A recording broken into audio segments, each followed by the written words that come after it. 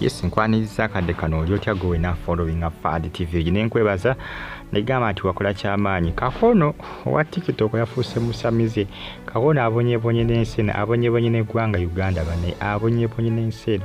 Ono akasente kabuzi n'agamba why kano mbize obusamize era ndowooza omulengera ebikola yabikoze dda. Yabiguze dda era anoonya abalwadde naye Uganda erimu ebyenena. Jjukira abasamize mbu tebawa musolo kati abasinga ebisasi nga baagala nnyo bizinesi zino ezitawa misolo kati bebamu ne bapasita amakyaki kubanga abasinga bagamba nti amakyaki agasinga gakolanga bizinesi. Gakolanga bizinesi kampani. Nejjukira mbu tebawa musolo ensonga nti go masinzizo. Naye nga amasinzizo ago gerimbise mu kampuni. Bakola ebintu nga bya kampuni naye ng'ate balaga nti makanisa. Ati bibasamize basamize bali bagala kubanga batandika okubanga ba omusolo olw'ensonga nti bizinesi bayingiza ensimbi bano baavayo nga balajana era omusolo gwo simanyi oba baguteekawo kakati ne Kakaono gy'alumbisizza alumbisizza era abayisa abalwadde simanga baagala oluzaana baagala emikisa mugenda abajjanjabe alyoka abafere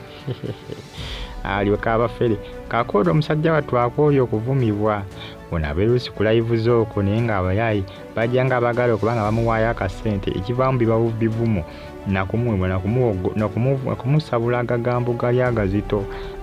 Kakaono musajja wattu abonyebonye ne Uganda naye nga munnange ensonga zeezo amwongera okubanga mugifollowinga ate n'okubanga mugyekumirako bagita Fad TV.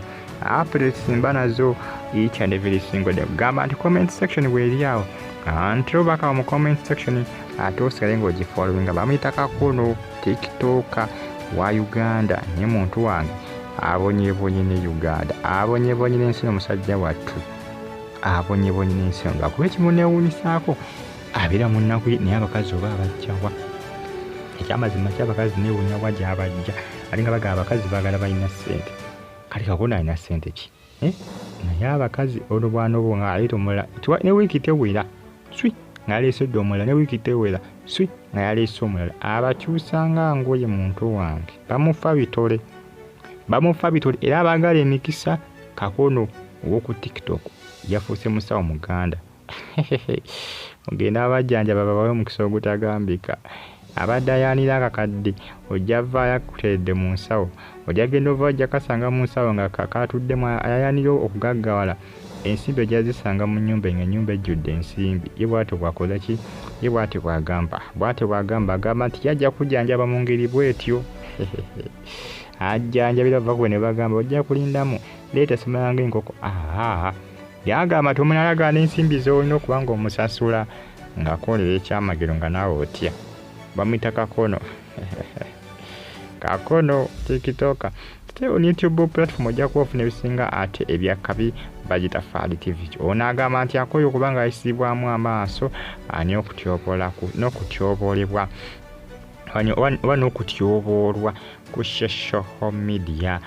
Bannayuganda mbu ab'enjawulo bamutyoboola ku intaneti okwo olw'ensonga nti talina kyali bamuyisaamu amaaso balaba nga atalina mulamwa era akoze eki yasazeewo n'agamba why kankyuseeko mu bizinesi mbiseeko ez'obusawo Buganda era byonna byonna ebikola abiyina ayagala balwadde bokka gamba nti abalwadde be baludde n'ebikola byalina emikisa jjajja gibagabira jjajjibayira obugagga jjabbubawa nibagamba omuganga teyeeganga kale ebisesinga olusi bwobuuza omusawo Muganda ti lwaki obugagga tabwewa agamba muganga teyeeganga bayigaako anaawe ogenda nga bakufwera ate okomawo ng'okaaba bakakozesa nnyo akantu ako naye nga ensonga zeezo abali mu Iraq, Saudi Arabia, Oman mbeebaza ne mbagamba nti mwakola kyamaanyi nnyo kubanga mwasubscribinga ne munyiga kale eno bagita Fad TV amawulire mba naga bagatambulatambula okwewetula eggwanga lyati Uganda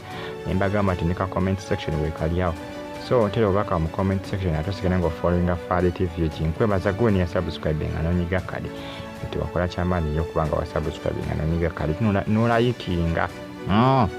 nolayikinga ate n'onkomentinga bw'obikola ebyo amunanga oba okoze kyamaanyi gwe atasubscribinga oba okoze kyakabi nnyo Iraq, Saudi Arabia, mu kibuga Riyadh, Oman.